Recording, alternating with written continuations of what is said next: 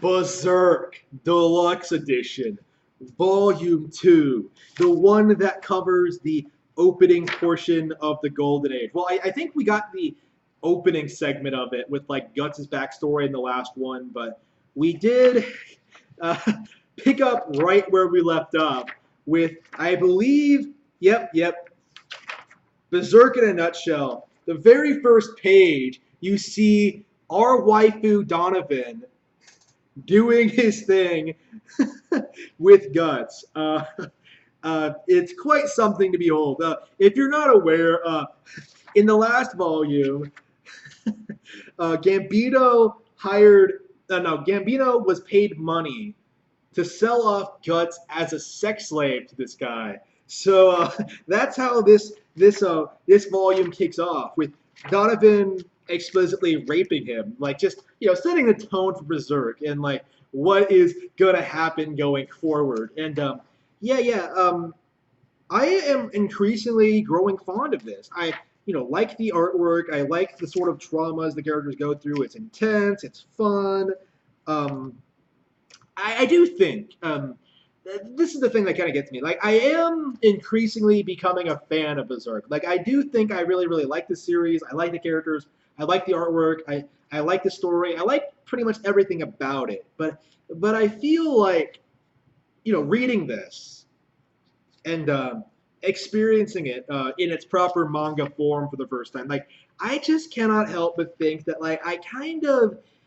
Uh, this is I don't know how to say this. Like, I'm always really harsh towards things that I even really like, but when it comes to Berserk, like, I feel like fanboys, Berserk fanboys kind of overstate how good it is. Like, that's kind of my impression going into this. Like, yeah, I like it a lot. I appreciate it. I think it's fun. I think it's interesting. I think it's like different than other things we get. But like, that doesn't mean it's like some deep work of art, right? Like, it doesn't mean it's like literally the best story ever told, like so many people have tried to present it as. Like, it doesn't mean that things are deeper than the author lets on. Like, it doesn't mean that, like, ooh, Griffith didn't do anything wrong, because even in this one, he kind of does. I kind of want to talk about this. But, like, Griffith does not make a proper appearance until quite a ways in. Yeah, Guts has a little bit of growing up to do. He kills his rapist. He straight up does this within a couple of pages. Shit. One-upping the girl with the dragon tattoo, I think, because I don't know. She took like a while to do it. Like, didn't she have like PTSD for a while? Man, it's been a while since I read those books. I should read them again. I have no idea what I would think of them now, because like I remember them being super. Now that I'm way more conservative, I would probably have a bit more issues with them. But let's see here. Yep. Say it again. Say it. Oh yeah. So yeah, Guts grows up, being raped by this guy, and immediately takes revenge, and immediately is told, some dark and depressing shit. Namely, that like his father, like adopted father Gambino, sold him out, and yeah, then he leads into being abused by this guy,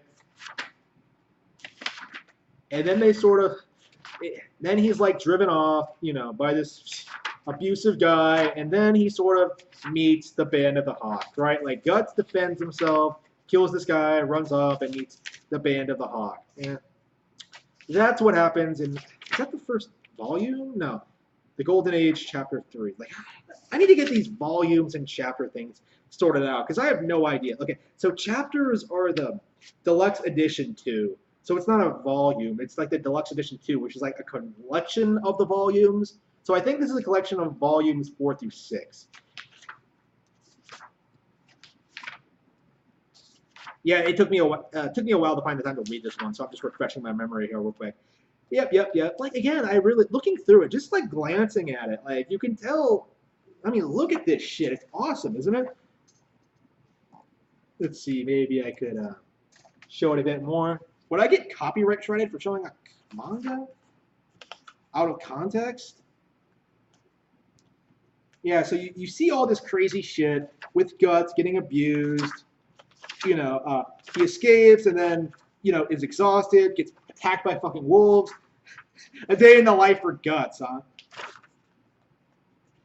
I was like, that's what I kind of like about it. It's like it's ridiculous in a lot of ways, but like it's very grounded in reality, like something that could actually conceivably happen. Like it's not supernatural in nature. It's not like something.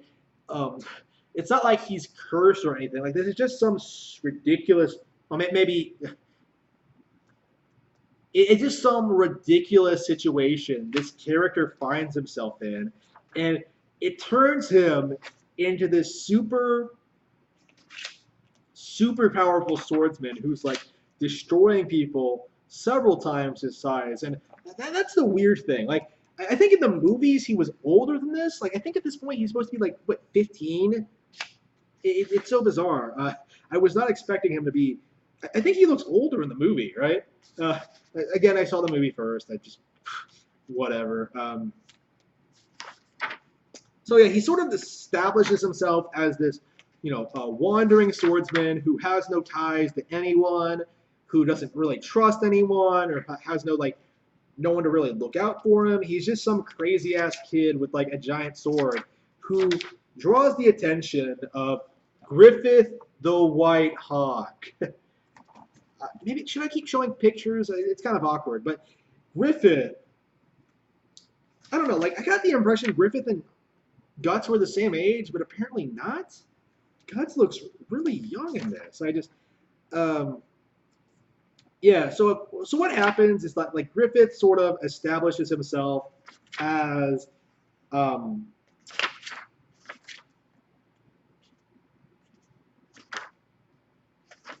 Griffith basically as like a major player in this story and like sort of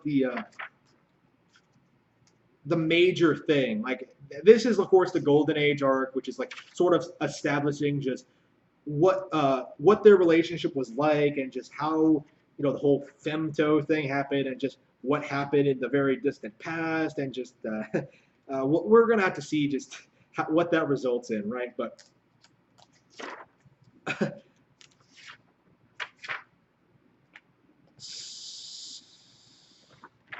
oh yeah, Casca. I guess I could talk about Casca. Um, in the manga, like I said this in the movie, right? Like I did not like Casca. Like I said this when I reviewed the movie. Like I did not like Casca. Like I felt like she just sort of existed to be raped, and like that kind of sort of still is kind of my opinion. But like I don't know what it is. Like I think it might just be the drawings, like just to make her give her more personality and make her feel like her own person, right? Like as opposed to that sort of opposed to that like idea that I had, like that she just like there's a little bit more to her than that. Like I don't think they go into her backstory in the movie. They don't. So like it kind of surprised me a little bit. Like you get a little bit of that at the end, but like, you do see a little bit of like real genuine character development for Casca as you go along here, and it's kind of interesting to see and just kind of interesting like meet her and see how like she views Griffith and stuff like that. And oh yeah, speaking of Griffith, there he is. I really.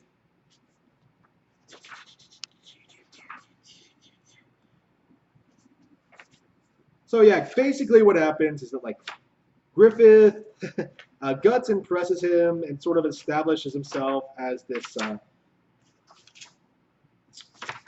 new soldier in the Band of the Hawk, even though he killed like two of their guys. It was just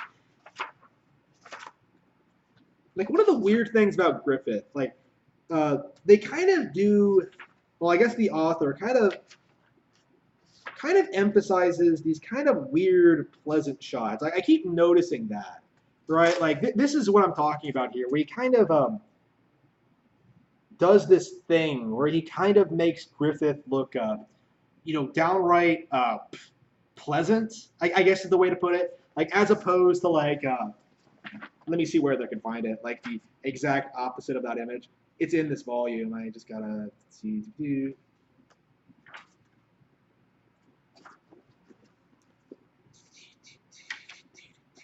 Is it towards the end here?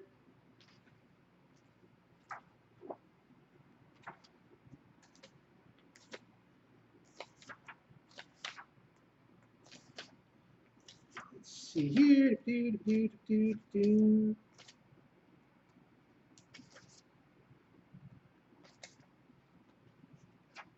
There we go. There it is. This one. Let me just show it better. Yeah, this one. Just compare that uh, to that. It's just kind of ridiculous, right?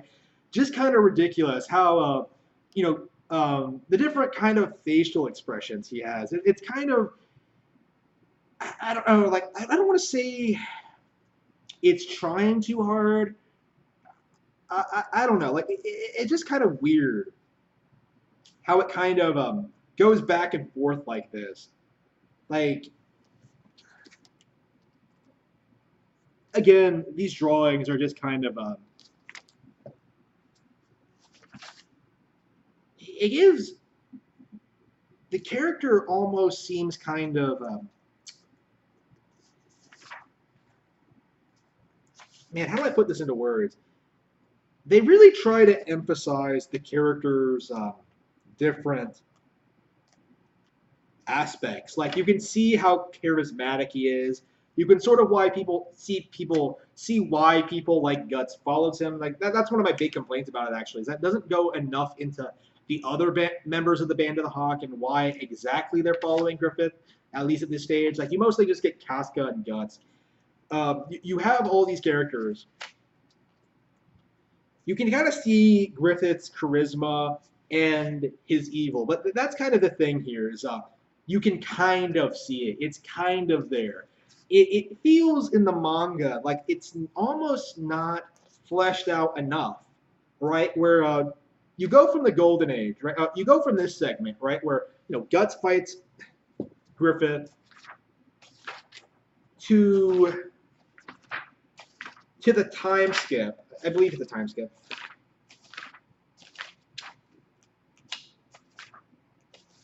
Yep. Yeah, they go through a couple of battles together.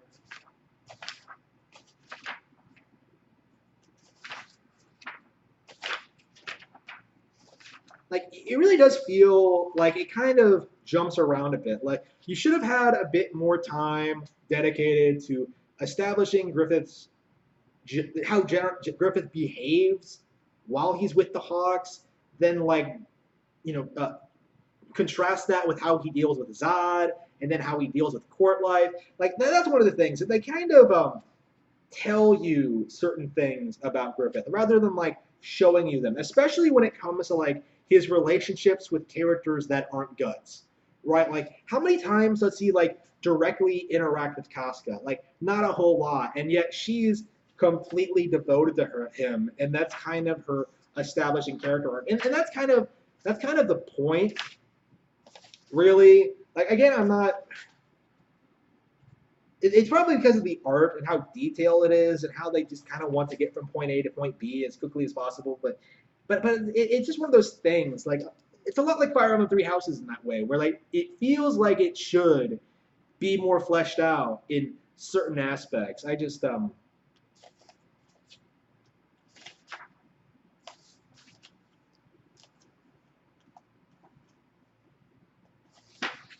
I think we went from mercenary life to the whole, getting knighted thing way too quickly. Like Griffith goes from like a nobody, right, to courting the princess way too quickly. I feel almost.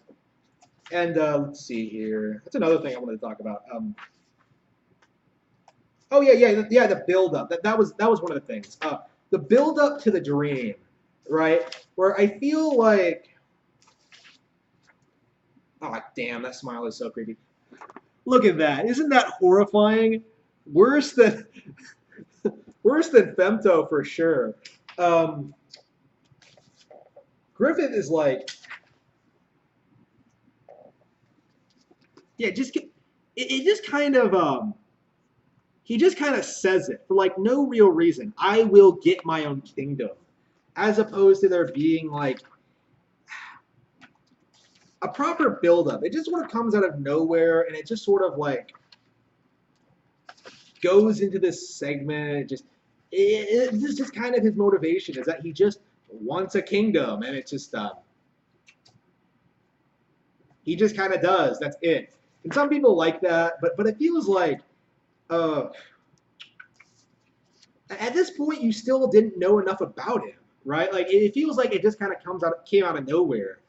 Really, to me, it was just one of those situations. There were a couple of segments like that where I felt like, did the movie do certain things better than the manga? Because I think a lot of manga purists will like insist that like, ooh, only the manga did things well. But there were a couple of moments, right, where I felt like I felt a stronger emotional resonance towards the movie than I did with the manga, and like most of them, most of them had to do with Griffith. Like when I think back to the movie, like and the things I find memorable, I come up with like three segments. Like I think from one from each of them, right? Like um, when Guts first met Griffith, right, and they had that duel and they had that talk.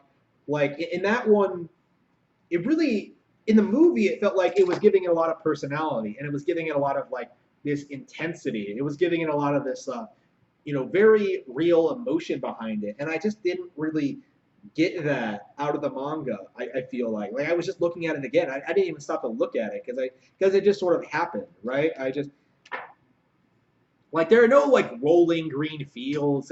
There's like it doesn't have the same sort of scope, right, that the movie did. I feel like it just kind of amazed. Like that's one of the things I loved about the movie. It was just like the beautiful green surroundings. It was just amazing. And the other one that comes to mind, I think I might want to rewatch my movie review for this. I made this like some time ago, but I talked a little bit about how I think my favorite segment out of all the movies was like the fountain scene with Griffith and Charlotte, where like Griffith is talking about like his goals and aspirations. And in motion, there was something about that like really clicked with me. Like even today, I think back to that, and that was the moment where I think that like yeah, I really really love Griffith as a character, as like an antagonist, because it felt real, it felt natural, it felt like something. It felt like it was something he really passionately cared about, right? Like something he values more than like his life and values more than his life itself. Like as I believe he pretty much says in that scene. Um, it's kind of interesting. It covers a little bit of Charlotte, like not the end of Charlotte, how they finally do it, but like, yeah, in the manga, I think I liked her in the movie too. Actually, I kind of want to go back and watch the movies again and kind of give a fresher opinion on this, but because again, I saw the movies when I didn't know anything about Berserk and stuff like that. But when it comes to Charlotte in the movies, I think she was actually one of my favorite characters because, like, again, Nintendo fan, I love my princesses. Um, I found her like infatuation with Griffith like genuinely charming and cute. Like, and in the manga, even more so. I want to say, like, just the expression she does, like. Like this iconic scene. Griffith being an absolute Chad, by the way. Griffith knows what's up when it comes to like getting it with the princess. um,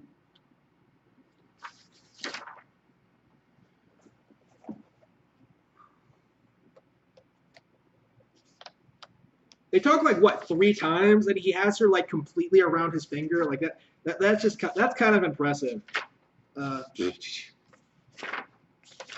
and like people are trying to kill him and just yeah, Griffith knows what's up. Griffith is a complete Chad, at least in the Golden Age arc. I don't know what he is in future installments, but I actually don't know anything that happens after the Golden Age arc because I was going to read the manga rather than like watch the anime or anything like that. But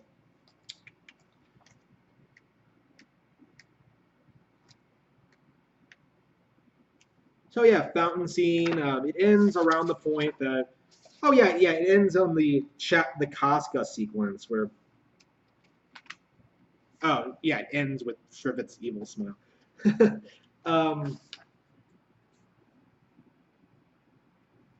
it ends with like the Casca 2 with this panel here, which again wasn't all that interesting, but it kind of gives a little bit more context to like Casca's character and like what her background is like, stuff that wasn't shown in the movies and stuff like that.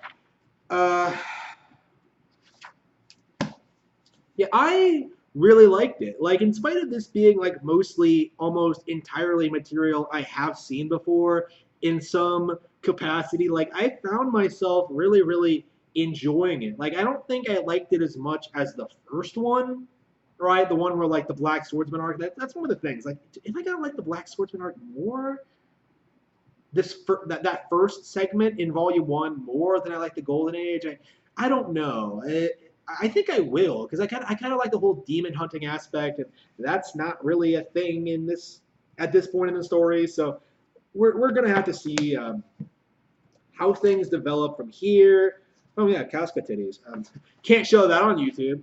Uh, um, yeah, yeah. So it's definitely a manga that I'm really increasingly getting into. Oh, 12-year-old Casca. Yeah.